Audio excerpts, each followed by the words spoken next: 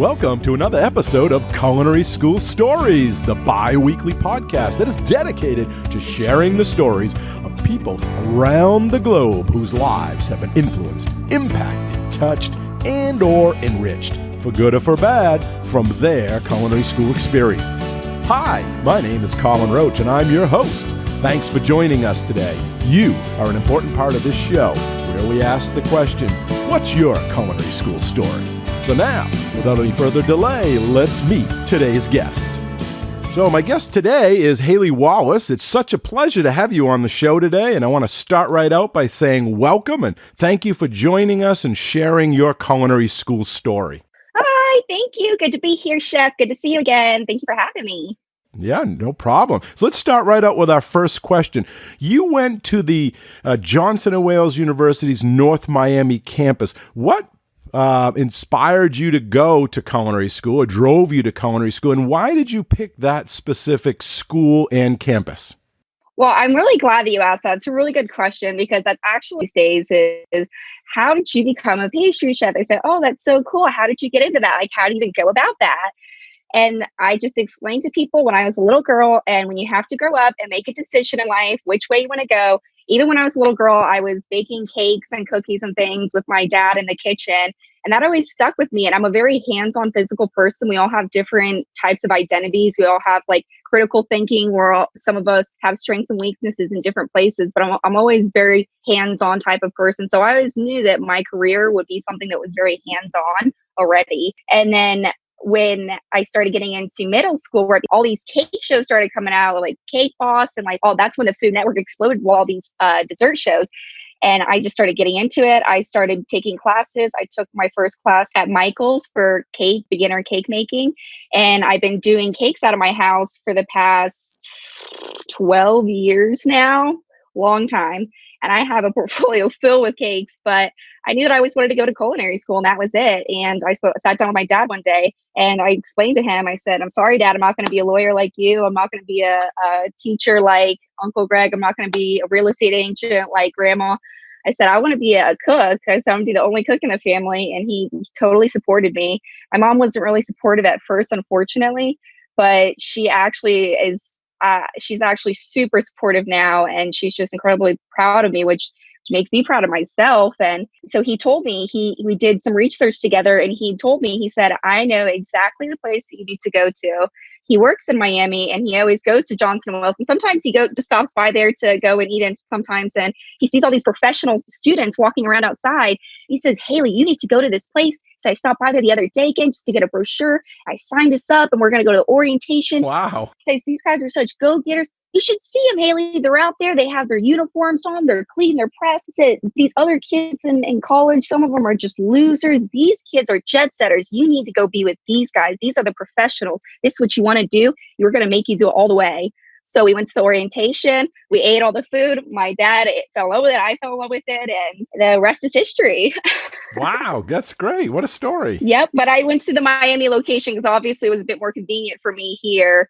And in-state registration and everything as well for Florida prepaid help. It just was money issue, not issue, but it was just money that reason why I went to the North location. And then I was closer to home too. Yeah. But for students out there, I honestly, that is something that I kind of regretted, is staying in my home location. If you could, I would definitely suggest going to another location. I've been doing some traveling, and we'll get into that later. And I wish I had done it sooner. I was actually really scared to leave home, but I had to at some point, and we'll discuss that later. And I'm so glad I didn't. I wish I would have done it sooner, because it just opens your eyes and it shows you feel like the world is so big, but the world really isn't that big. And there's so much you can learn from it. Let's think back to that first day campus. You signed up, you're registered, you're ready to go. How did you feel? I mean, probably nervous, excited, and what do you wish you had known before you had started? What I wish I was super nervous, and I was super excited.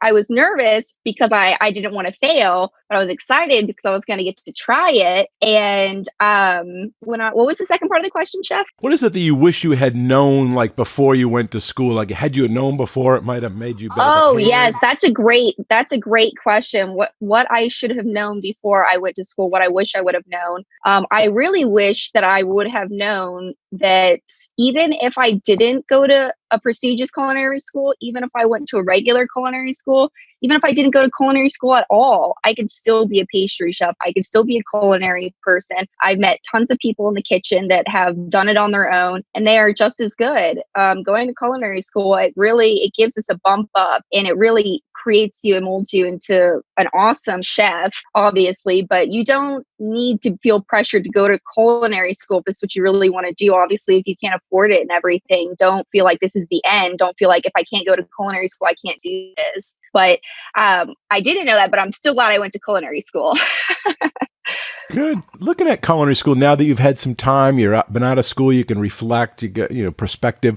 What was your best class and what was your worst class? The best class and worst class. Oh boy, that's a good question. So, one of my best classes, I feel so bad. What's the teacher's name? He does the professor's name. He has the glasses, and I think it's Professionalism 101 or something like that. But I always remembered him. He brought in the owners of Moe's that one time to give us a speech. Do you remember him? Do you remember that? What did he teach? What was the class? I think it's professionalism, but I can't remember his name. It starts with an M. I can't remember his name. He has like a mustache. He has glasses. Moskwa? Moskwa! Yes! Yes! You remembered. It started with an M. You got it. Yep. Moskwa. Oh my gosh. So Professor Moskwa. Michael Moskwa. Moskwa. Okay. So Chef Moskwa, I will never forget his class because he just really taught us a lot about, you're in school a lot, you learn about things that, you're just never going to do in the real world or ever going to see or hear and things like that. He was always about what you're going to see and actually do all the time, just like you do, Chef. But I really got in tune with his class the most because it was about professionalism and different types of leaderships and things like that. And I thought that was really important because eventually in the kitchen, you're going to have to be a leader. A lot of it is teamwork, but you're always going to eventually find yourself in a position where you need to lead at some point. So you need to be ready for it. And I found myself in a couple of those situations already. And he brought in the owners of Moe's to give us a speech. And we talked about leadership and professionalism with him and everything. And it seemed very real and tangible. Like he was here. He's a success story. He graduated from Johnson & Wales. He's been through the same thing as us. And he's here with a success story. And, I feel like he really cared about it, just like you do, and going, past certain things to make sure the students get the point. I really appreciated that. And I feel like one of my worst classes was that I actually learned a lot from, not at the time, but afterwards, was I feel like one of the, what was his name? Chef Cobstick. Cobstick? Tall pastry baking instructor? Oh, no, I'm thinking of that he has the European, he has the bald head and the glasses. Older gentleman, let's see. Yeah. Skufka or... Skufka! Skufka! Okay, so one of my, a more unfortunate class that I didn't do so well in was in Chef Skufka's class. I did take viennoiserie with him. I felt like not only was that I knew it was going to be a really hard class for me, I knew it was going to be hard for me, but at the same time, he was a really tough professor, which isn't bad. Everybody has their different ways about doing things, but I just didn't take so well to it, and I just felt so discouraged all the time about myself. But I didn't get very good grades in that class. And that was the only class that I really didn't get a good grade in. That really bothered me. But, I really appreciated that he was trying to be hard on me and prep me for the real world, because if they would have sat there and done sunshine and rainbow sprinkles the whole time, we just would not have been prepared, and in the real world, chefs are kind of, some chefs are pretty brutal, but some chefs are sprinkles and rainbows. But, he really prepared me for it. And I really appreciate that. I didn't at the time, but I'm like, wow, he's just trying to push me and make me realize things that I wasn't at the time. And I really appreciated that though. And honestly, in the end, it's not about the grade, it's what you learned out of it. It's more important. So even though I didn't get a good grade, I learned the most from it. How about that? Yeah, well, that's a good. In looking back, Yeah. what is one common myth about the profession, or culinary school, or our industry, or our kitchens that you want to debunk? It's just not true. The people think it. Oh, that's so funny. Oh, there's so many. I think a great common one that I hear all the time is, aren't you guys just a bunch of alcoholics? And the answer is sometimes some of them, but no, we're not all alcoholics, and we don't just get wasted on the job and go straight to the bar after work. Obviously, you don't have to be a chef to do that. I know some people that actually do that, but no, we have our stuff together. I work with a lot of professional people, and it's not a mess. We're not a mess. Awesome. What advice would you give someone wanting to pursue a career similar to yours, that wanted to, maybe go to culinary school or get into this, the kitchen, the food service industry? That's a great question. I would recommend for people who are pursuing a culinary degree to first look into all the facts, do a lot of research first. Then I would recommend you don't even have to have a job, maybe just do some volunteer work with a local bakery or a kitchen or restaurant somewhere. If you're old enough to get a serving position, I would absolutely do that, because that puts you in the spot where you can see the front and the back of the house, see if it's somewhere you want to be, see the dynamics of it, and just decide if you want to do that before you spend a lot of time, effort, and money and emotion into this lifelong career. What's some ups and downs that students will experience? Oh, yeah. Well, a lot of ups you guys will experience is those few little rare moments when your cookie comes out just right after a whole week of mess and trials and failures. That's always a good feeling. But some downs you'll experience is, you're failing your grade, your tests, you're failing your lab exams, and it's just not looking so good for you. I wouldn't get discouraged at all, because I was never a very successful student. I'll admit I was very mediocre. I got really down on myself, and I wasn't getting good grades and everything, but I always had fun in the kitchen still. I never stopped having fun. I never stopped loving it, but I felt like it was a reflection on me, because we were in this very formal setting and you're getting tested every other day. And I just looked at myself and I said, maybe this isn't for me. Maybe I'm just not cut out. Everybody's doing so well here. I just don't understand, what I'm doing wrong. But that's not the case. I finished culinary school and I haven't had a problem in the kitchen. I feel like it's just sometimes people aren't good with academic things. That's all. I don't feel like I'm good with academic settings, but it's definitely a down, and I would not put yourself down about it. I would just keep going, get your degree, and get out there and just prove what you can do. So you think that culinary school, or did you find it harder than you thought it was going to be when you first started? Oh, absolutely. Absolutely. I thought it was going to be so easy. I'm like, oh, we're going to go in here. We're going to be baking all day. We're going to be eating like stuff all the time. We're going to be dining and, having a little class where you set up and put down stuff. But it's very strict. It's very regimented, and it's great because that's the way we need to be. But it's not what I expected at all. I didn't expect it to be that way, but I'm glad that it was. It really prepared me for the real world and professionalism. But I thought it was a lot harder than I thought it was going to be. Absolutely. With the classes and everything, you have to take nutrition classes, you have to take food and beverage management classes, you have to know the math and the professionalism, everything. There's a lot that goes into it. Sure. What about the industry? Now that you got out and they trained you in culinary school and you pastry and you're out there taking your first or second job, one, do you think you were prepared for what was out there? And two, what was the good and the bad about being out there? Is there anything shocking to you? Like, wow, I wasn't prepared for this. Yeah, absolutely. It was quite a shock, honestly.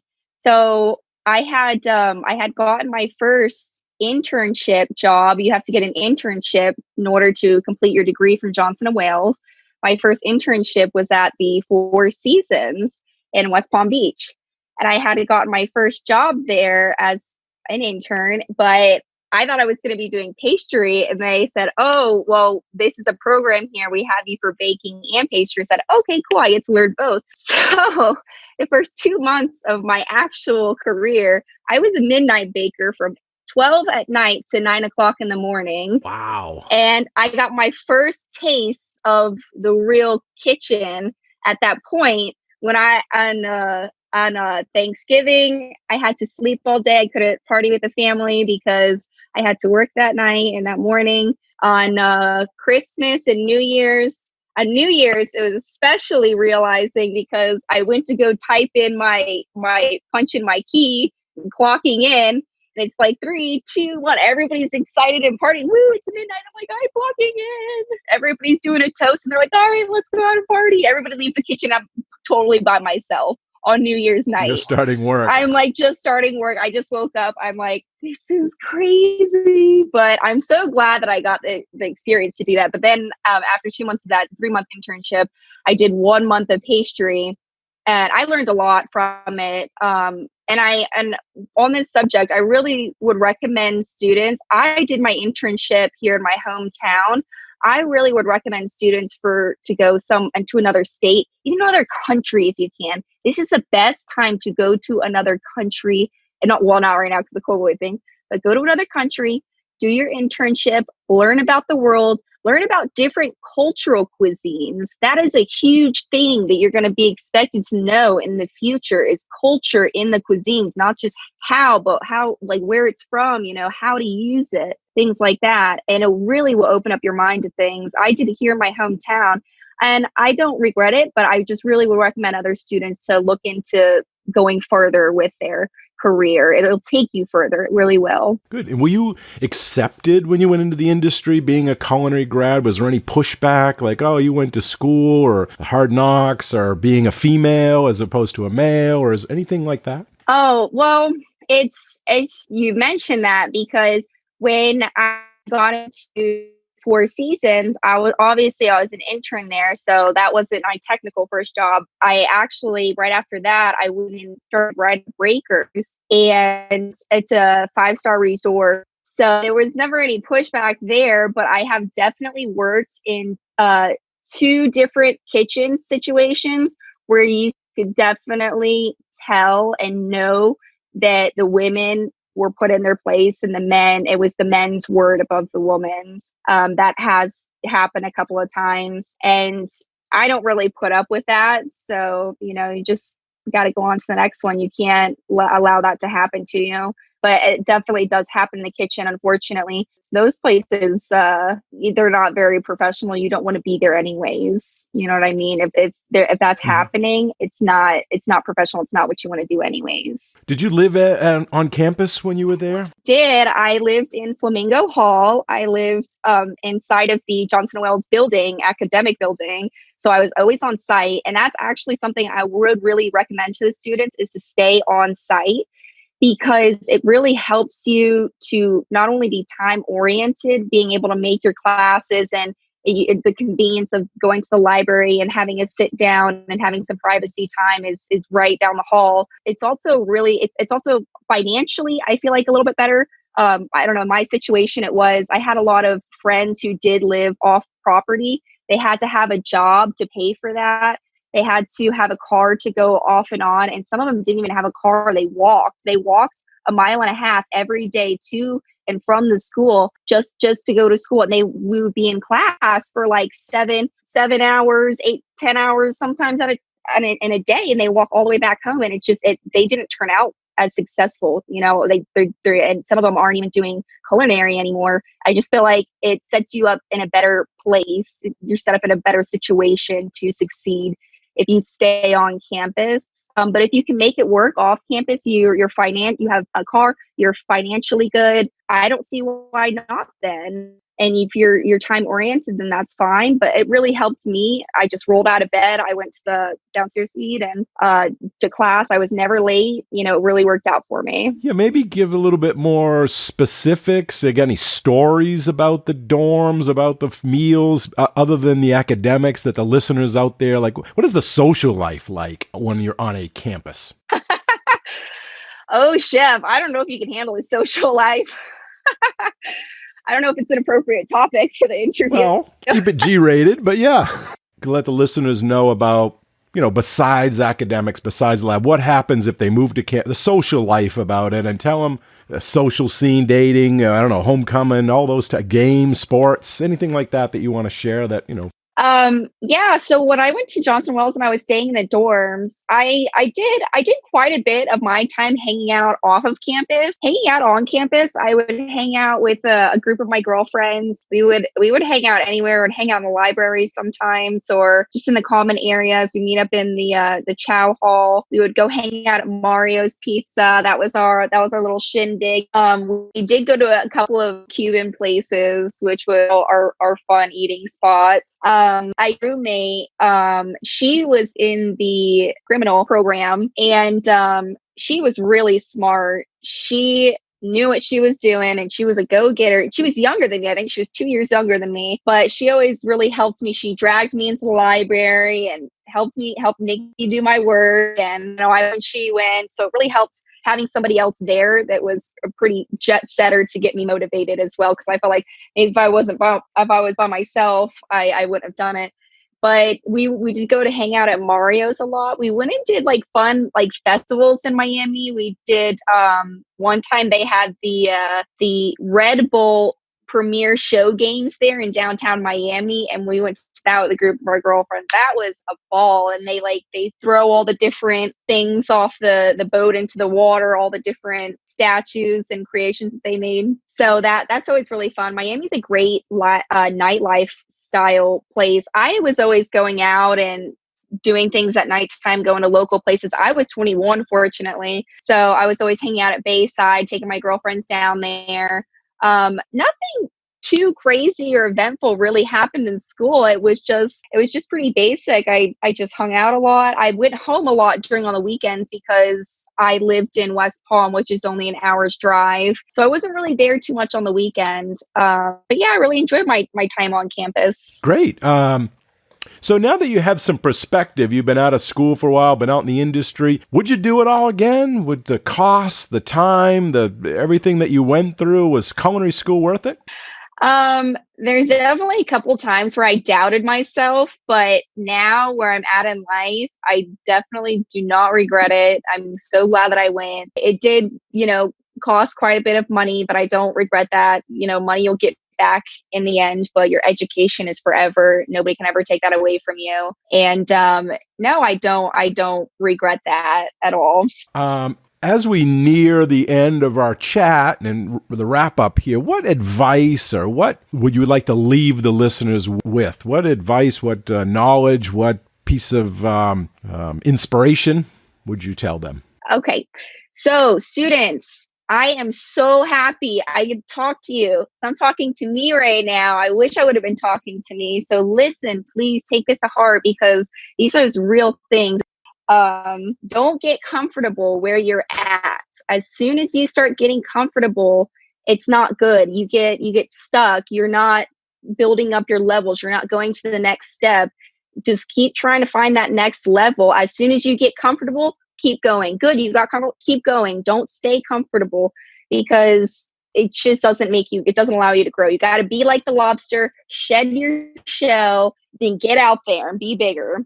It's not necessarily, some of the times it's not about what you know, it's about who you know. Sometimes really try and get out there. You have to be a jet setter at all times. You never know who's watching. I got the job right now. I'm a head pastry chef at Tanzy Restaurant in Boca Raton. I got that from one of the servers I work with. They just recommended me. I needed a pastry chef. She said, hey, I know this awesome girl who would love to come work for you maybe.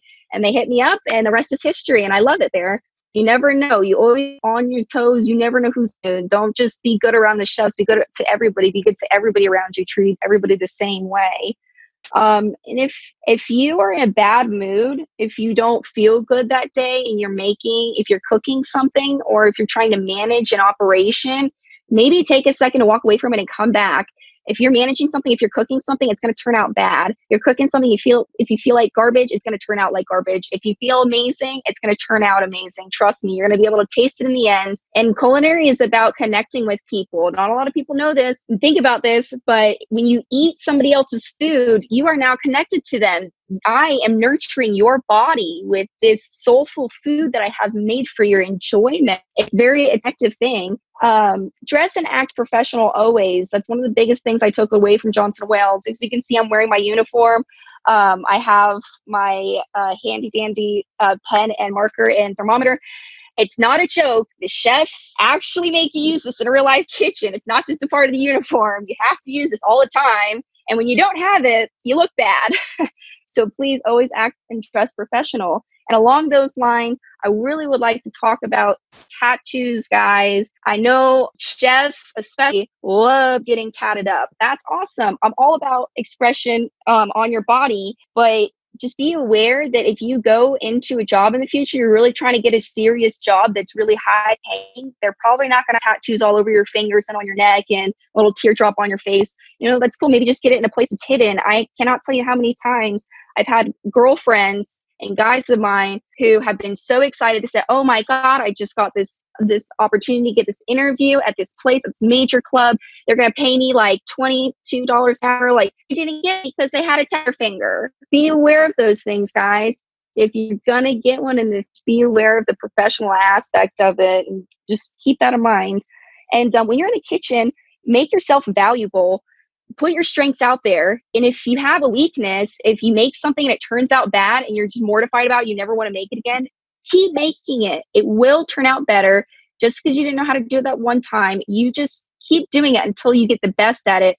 I had a situation happen one time when I was working at the Breakers. I fudged up and underbaked 22 gigantic deep dish key lime pies that we made in an 80-quart mixer, and it took an hour for 2 people to produce. And I fudged it up. And you know what? You know who did key lime pies for the rest of the year? This girl right here. Because I got good at it. And I said, no, I messed up that one time. I'm going to be so good at it. I'm going to be the go key lime 2 girl. Okay. And I really was. And they're like, hey, you know, Halie, she'll figure it out. Figure it out, guys. Don't walk away from it. You know, guys, in the kitchen, work hard. You got to keep climbing that ladder to success, because you can't climb the ladder to success with your hands in your pocket. There's no way around hard work. And in the kitchen, if you're a manager in your hospitality, anything, front of the house, back of the house, dishwasher, I don't care what you are, it's going to be hard work. There's no way around it. You guys can't be slacking. Every day you go in there with the same ambition, same smile on your face.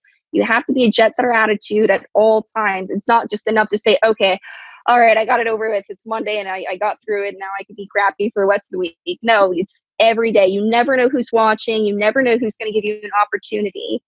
So just be on your toes, guys. And also, the last thing I wanted to talk about is drug, alcohol abuse, sexual harassment, bullying in the kitchen. These are all actually types of inappropriate behavior I have seen in the kitchen. I have seen drinking in the kitchen. I've seen drinking outside of the kitchen that's just deteriorated people, some drug and alcohol abuse. It's okay to reach out there and get help. It's okay to talk to people about it. You're not alone. We're all in this together. The culinary community is a family. It is a community. So don't be afraid to reach for help. Along those lines, reaching for help, sexual harassment, I've experienced plenty of times in the kitchen. I've experienced it to the point where it was coming from the head executive chef who is married, and he was trying to force me to meet him outside of work. And I did because I was so scared. I had just come out of school. I didn't know what to think or what to say. I didn't want to tell anybody. He's the executive chef. He's got a family. This looks so bad on me. I would be so embarrassed. And job offered to come work at a club. I was gone for 3 months. I came back and he was fired, and things worked out in the end because they found out, I guess, he was doing it to other people. But listen, if somebody is getting sexually harassed, there was other people there that saw this happening, and they allowed it to happen because they were scared of saying something too. And it was wrong of me to not say anything about it, because when I had gotten back to the place, they had told me that a whole bunch of these girls were getting harassed, and I probably could have saved them from all this inappropriate behavior myself. So in a way, I feel guilty that I didn't say anything. But at the same time, you know, people saw what was going on, just say something and just don't do it. If you're in a manager type situation, if you're in the back of the house, the front of the house, it's bad and that's not bad. If you have to wait until everybody walks out of the room for you to say something to this one person because in your mind it's inappropriate, You shouldn't be saying it. Keep it professional. And bullying is just not accepted. I've seen people ostracize. It hasn't happened to me, thank God. But people have ostracized other people in the kitchen due to race and gender and things like that, and self-identification. And it's totally inappropriate. I totally stuck up for those people, and it didn't happen anymore. But you really need to come together as a community and stick up for each other. That's not right. Nobody wants to come into work and work that way. And even in school, no bullying, nothing like that, guys. Just keep it professional, keep to yourselves, and everything's going to be awesome. Yeah, and if it's happening to one, it's probably happening to more than one, like you mentioned with this harassment from the chef. So you can just assume they're probably doing it. Exactly. And exactly. You have to think about more than yourself. It's more than yourself. If it's happening to you, it's happening to somebody else. So get out there and say something. It's a real thing. I just want people to know, because when I was in school, we had briefly talked about it. We had briefly mentioned the chapter. You know what I mean? Do it happens. But if you see it, say it. It actually does happen in the kitchen. Don't be scared. Really just tell the boss, because in the end, it's just the right thing to do. You're doing wrong by other people as well if you don't. Where did this chef want to meet you? Like at a restaurant, a club, or something? Yes, he would say things like, he would catch me when I was by myself. I would work the restaurant line I think it would start from when the restaurants opened at 5 o'clock, the nighttime restaurants. From 5 o'clock on, I would get into work at 3. I would prep for 2 hours in the kitchen. I would take all my stuff upstairs to the restaurants, the dessert line, where I'm totally by myself, in this room by myself. And he would come and find me, and he would tell me oh, hey, you want to go hang out, blah, blah, blah. And I'm like, no, I just really don't feel comfortable. Or I would make up an excuse saying, oh, I'm doing something. He's like, oh, what happened the next day? And I'm like, no, I'm doing something. He's like, oh, well, you're just a flake, whatever. I guess you don't care about this place. And he would just be being very, he was involving my career with it. He's like, oh, well, I guess you just don't, care about family here. And, he was just making it very personal for me and my career and everything. And I had just started there. I just came out of culinary school. Not right out of culinary school. I wasn't at the breakers, but, I was just so embarrassed, and I didn't know how to handle it, but I should have said something to the head executive chef. And when I did leave for that period of time, I was so scared to go to my corporate executive pastry chef and tell him that I wanted to leave for 3 months and come back because I got a seasonal job. And I went straight to the culinary executive chef, and he had found me in the kitchen by myself and just reamed me out saying, how dare you go behind my back and talk to the other chef about you leaving? Yeah, you were never good anyways, and saying personal things to bring me down. And I was just totally shocked and took back by it. But I knew that it was wrong. I knew it was inappropriate. And I knew in my heart, I talked to the other chef. I said, chef, I love working here. I got another job. I would love to come back. Always keep it good with the chefs, because, you always want to be able to come back if you want to. And he said, absolutely, you go, you have fun, you're young, wild, and free, go have fun and come back. And I knew that when I came back that the chef would be gone, or I told myself in my heart, if the chef isn't gone at the time, I will have that conversation with HR. I will be sitting down and doing the right thing. But fortunately, he did get let go before I started back there again. But it was just very shocking for me, and I didn't know how to handle it. And he was very personal about it. He was texting me all the time. And it's just, if he's texting all the time, it's just wrong to have those conversations and things like that, and for them to be pressuring you to make you feel a certain way. And if you know what's wrong in your heart and you get that gut feeling, say something. And he was your supervisor too, right? He was your immediate supervisor? He was the executive pastry chef of the resort. Wow. Yeah. So it was very intimidating. And then to come back and belittle you because you went around him to go talk to the And the whole thing was, I was so terrified to sit down in a private room with him and have a conversation because of the way to me, I was so I was just so scared to have a conversation with him and sit down with him in privacy like a normal human being would do, because he was just so disgusting. And that's why I went to the other chef. And I never, even after he said all those nasty things to me, I never even threw it back in his face and said, well, I actually inappropriate about talking to you.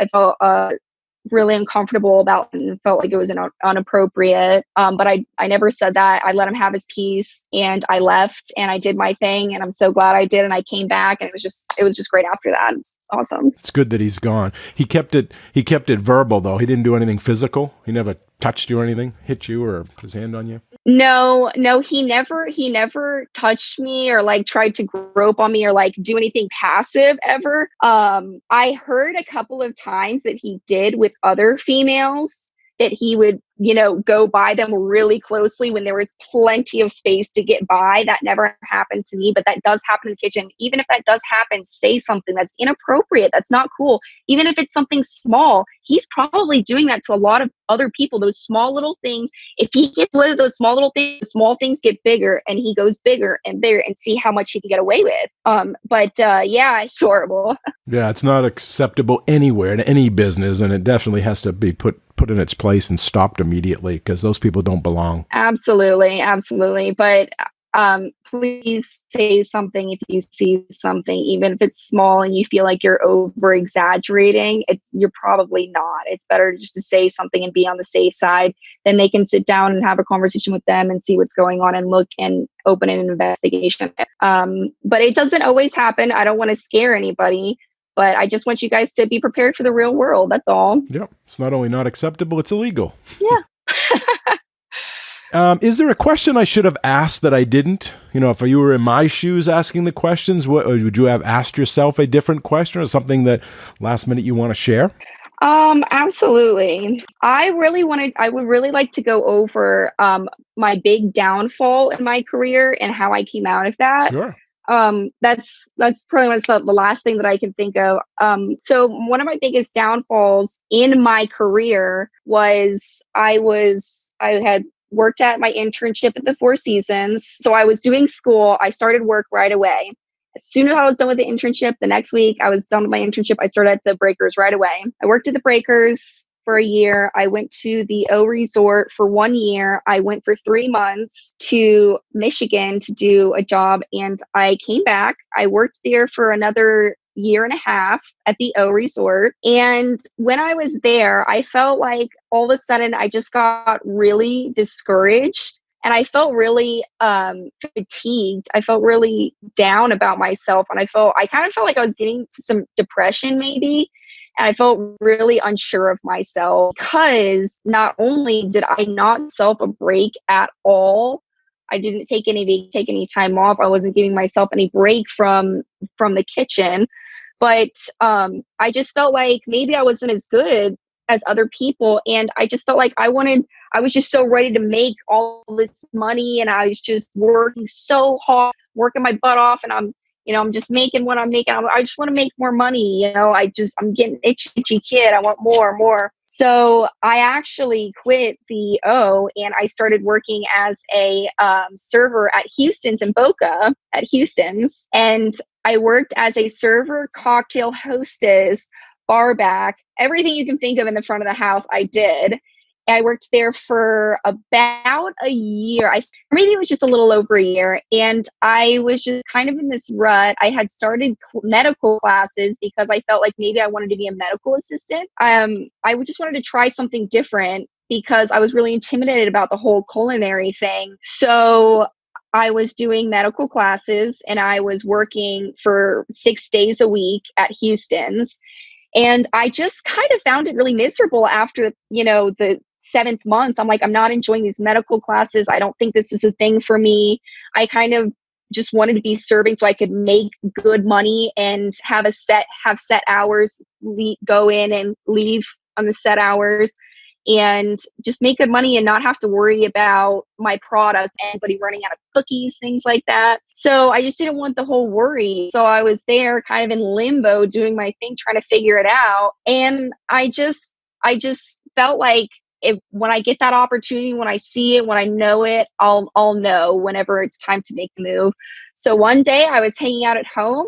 I had received a phone call from a Boca number. I answer it. I say, "Hey, this is Halie Wallace. How can I help you?" And it's my now executive chef, Brian. And he says, "Hey, I heard that you're a pastry chef and I need a pastry chef." I said, "All right, I'll come in and take a look." So I come in and he explains to me that I'm going to be working by myself doing the events, parties, the full menu, holidays, and everything by myself as the pastry chef there for Tanzy Restaurant in Boca Raton. So I say, "Okay, great. Wasn't really planning on back into this. So we really got to work out something good here, So we worked it out and I started there and just so good. I started back up again. That was my opportunity to get back in the game. And I've just been so happy with it ever since. And I felt like I finally found a place where I can do my own thing and I can do somebody else's thing and I can learn from all these people and help all these other people. So now I have all this responsibility in the restaurant as of now. I'm covering the sous chef's days off. I'm working the expo line. I work the salad line. I work my dessert line. I do anything they need me to do. And I'm really glad that I got that second choice because it really opened up my eyes. And I feel like if I didn't get that second choice, I don't know where I would be now. But I was definitely on a steeping down path, and it wasn't looking good for me. And I wasn't very happy with myself and what I was doing. And finally, I had an opportunity come to me. And even if you don't have that opportunity come to you, I feel like just don't give up. Just don't give up. So just keep going. Whatever you want to do, please make your goals realized and achieve them. You will get there. Sometimes you got to get re-inspired. You have to do something that brings that creativity back. Exactly. I just felt so depleted. I was working all the time and there was all these amazing people around me, but I'm finally in a place now where I found my niche. I'm like, I got it. Like, they come to me, they ask me to do all of the corporate specials for iPick. They say, "Hey, we need to involve M&Ms, make a dessert with M&Ms, make a dessert with M&Ms." And it goes out to all the iPicks in America. It's a really cool job that I have now. They use me all the time. And yeah, just don't give up, guys. Even if you're feeling burnt out of the kitchen, maybe just take a break and step back and see if that's something that, you want to keep pursuing. But I would not keep killing yourself in the kitchen if that's what's going on. So what's next for you? What's next for Chef Halie Wallace? Oh man, that's a good question. Well, I had just gotten back from South Dakota in December. That was just a couple of months ago. That was a blast. I've never been hunting before then. I've never even been to the West before then. I went to Mount Rushmore. I went to stay in Deadwood down there. It was really beautiful. And the same thing as in Michigan and there. I got the opportunity. I was called for to do this opportunity because people heard about me. They pay for everything. They pay for my flight out there. They pay for my bed, my food, my transportation, my everything. You just go and work and have an awesome time and learn a whole bunch of stuff and get paid. And so I just got back from that. I was back at TNC before the whole coronavirus started, but I will be going back there. And for the next step, I just have to wait and see what that is, because I'm always willing to accept an opportunity to do something totally different. I'm always doing something totally different than what I did before.